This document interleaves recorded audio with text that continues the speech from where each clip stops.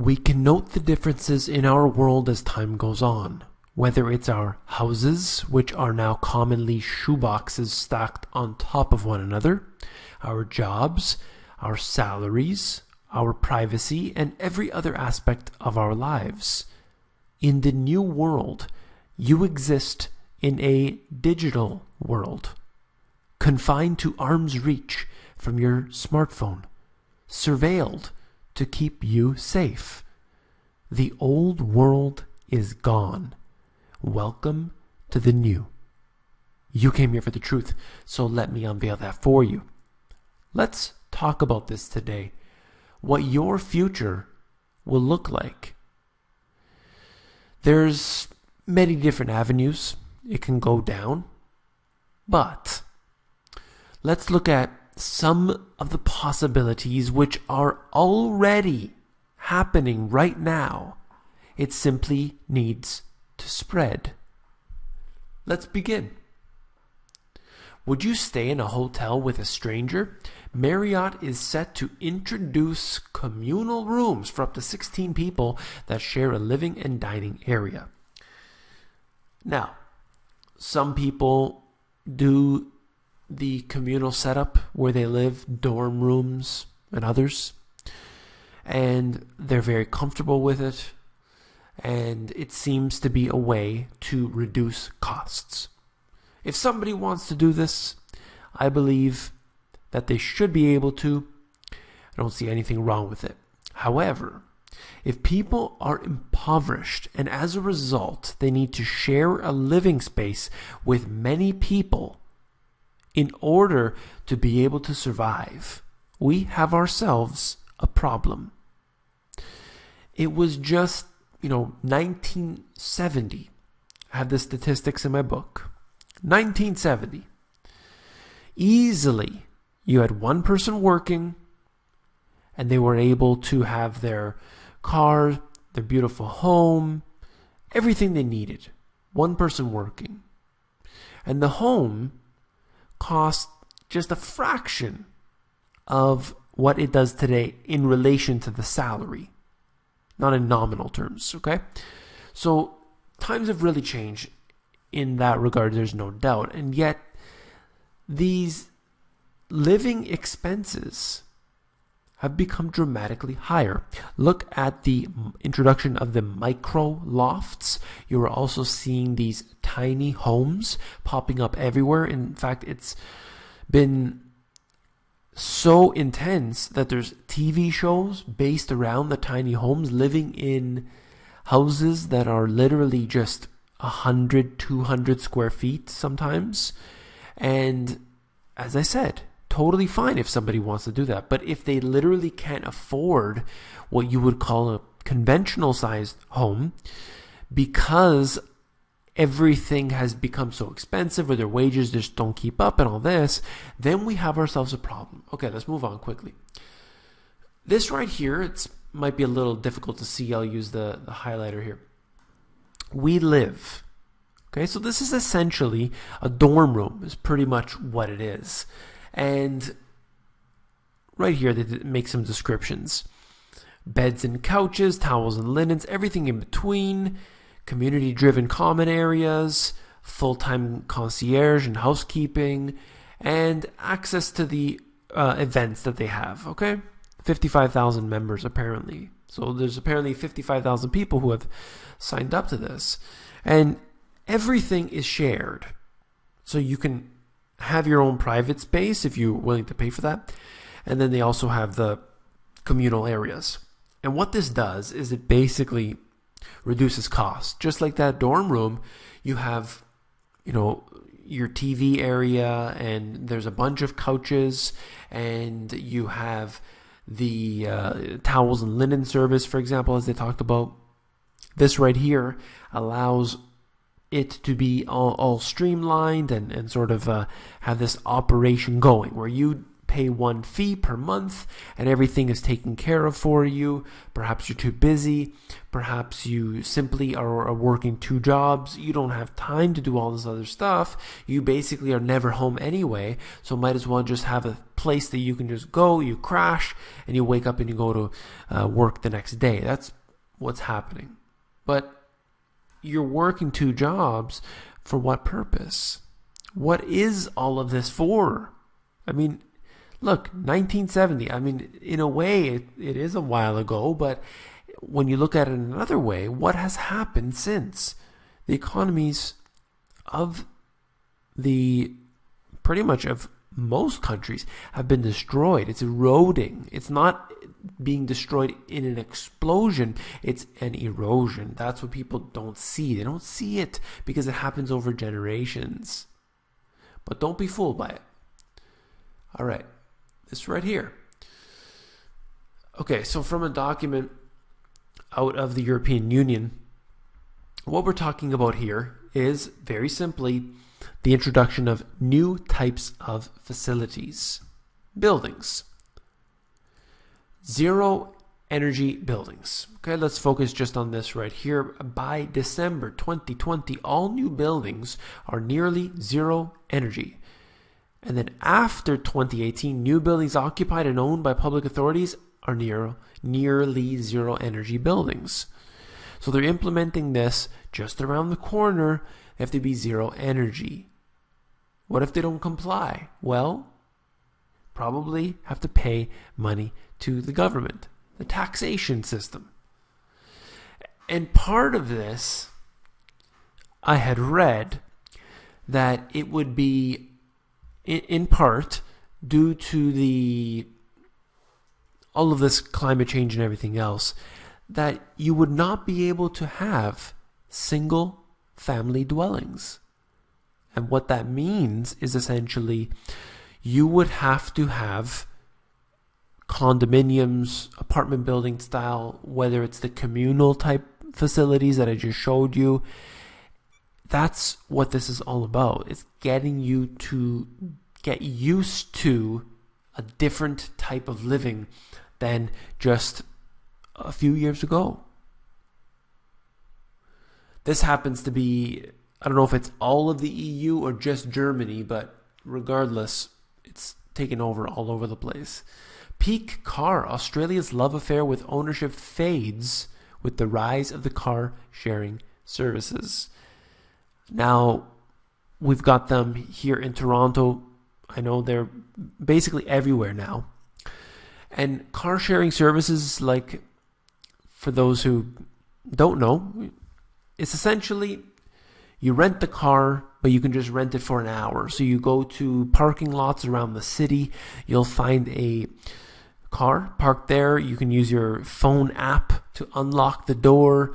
You drive it around. When you're done with it, you could basically park it anywhere. And you push this button on your smartphone, and it signifies that you're done with the service, and they charge you. It's an interesting method of doing this. It's for people who don't have a car. Now, as I said, it was only a few years ago where everyone would have that house and that car and it'd be paid for and there'd be no problem. Today, different story. People can't afford it. Why? Because in Toronto, for example, if you want a parking spot, never mind the car, just the pavement to put that car on, you're probably going to be looking at about $30,000. That's right, $30,000 for asphalt. Then you buy a car to put on top of that. Maybe that's another 20 or 30 or 40,000, depending on what you want. So the expenses are astronomical when you factor in the insurance. You must get insurance, of course, and these insurance rates keep going up and up. People are thinking, you know what, forget it. I use my car a few times a week and it's just not worth it. I'm just going to rent the car when I need it.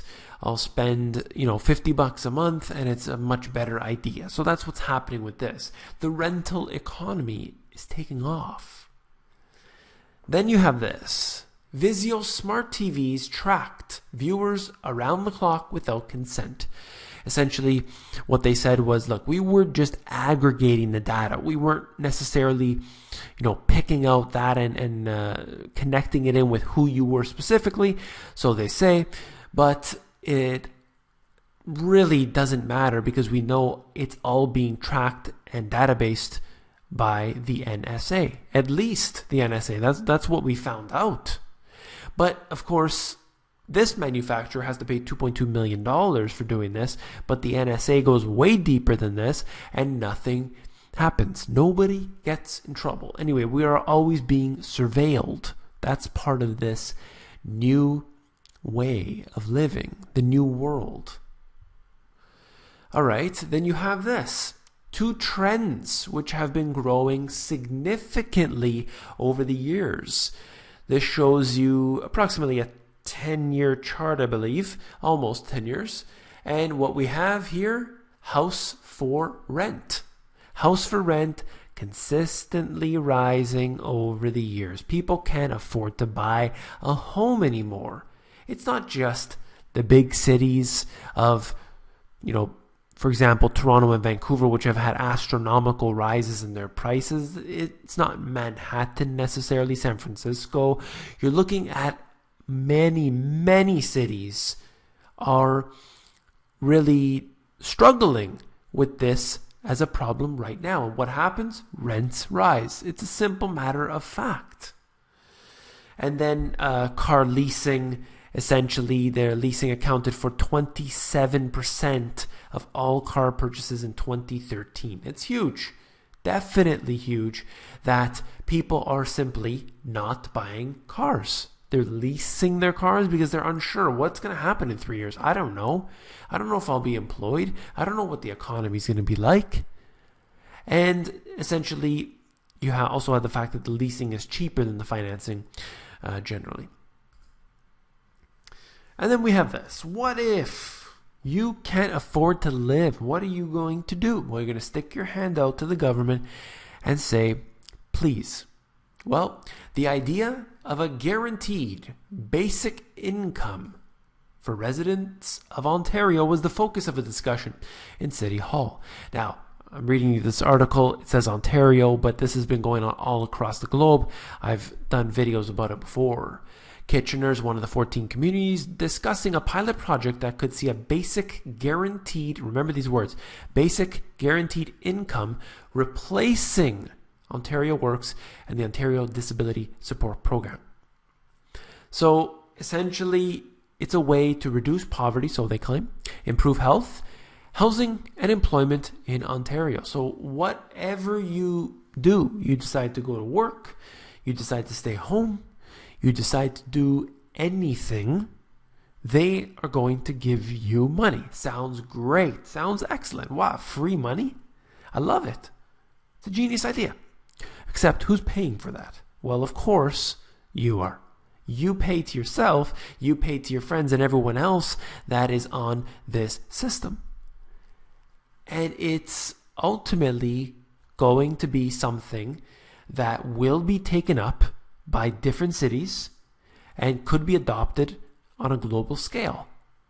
When jobs are destroyed, let's move on to this one, happens to be Amazon. When jobs are eliminated, which that is the goal right here, Amazon will utilize technology to minimize labor, a source close to the situation told the Post. And that's the goal. Essentially, this article was talking about Amazon. I showed you the Amazon store, which basically is completely automated. You just scan your Amazon app from your phone. You walk in, you pull stuff off the shelf, you leave the store, and it automatically will charge you. No human interaction, God forbid. So what you have here is automation taking over jobs. That's a matter of fact. And this here is showing you that they want to expand it. It was just one little tiny store, had only a few items, but they're looking into expanding that to I think it was 4,000 items or something. So it would be a much larger scale. They want to try that as well. Of course, it's going to be a lot different in the dynamics and everything, but they'll have only 2 or 3 employees there, just making sure everything's okay. No theft or anything like that. That's pretty much what they're for. So this is going to be a drastic change in supermarkets should this take off. That is something that, cashiers and managers and all the people who are stocking the shelves and everything else, I mean, you're going to have a lot less people needed. And that's when the guaranteed income comes into play. People don't have jobs. What do? You have welfare, social assistance programs, and you can simply just give it across the board. Everyone gets a bit of money.